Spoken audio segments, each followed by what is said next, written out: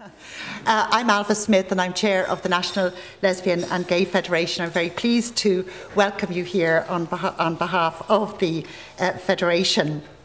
We're actually launching two publications today, and that's a first for the NLGF, because although we are publishers of gay community news and very proud to be publishers of GCN, we have not published reports and studies ourselves before, although we have made endless submissions.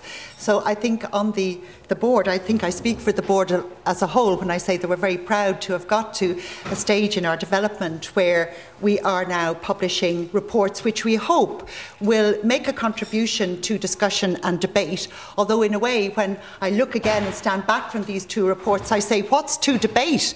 There is a problem which requires to be resolved. There are problems which require to be resolved urgently, and I believe that both of the publications today address those issues in a very direct manner. The first one, as I'll mention very briefly, is Marriage Matters for Lesbian and Gay People in Ireland, which is the report of a symposium which we held in May of last year, and that was in itself a follow-up to a previous symposium on the same issue. And these symposia were held under the aegis of Ailbhe, which is the European Year of Equal Opportunities, which was channelled and managed here in Ireland by the Equality Authority, from whom we had really first-class support throughout, and indeed who encouraged us to apply for the funding. The symposium in May looked at best practice with regard to legislation for civil marriage rights throughout the European Union. And I have to say that it was a day in which there was overwhelming commitment to working for and campaigning for the achievement of civil marriage rights for lesbian gay people very promptly in this country. And I hope that you will be able to take the time to have a look at the very thoughtful papers which were presented at the symposium, and that they will help you and help all of us in our continuing campaign to achieve the appropriate equality legislation of civil marriage rights. The second report, which we're publishing today, Burning Issues, is a research report. And in fact, at about the same time last year, in early spring, we conducted a survey to take a reading of the burning issues, of the top priorities and concerns for lesbian, gay, bisexual and transgendered people in Ireland. And I think this was actually the first research report of its kind, insofar as it actually asked LGBTs to say, what matters to you?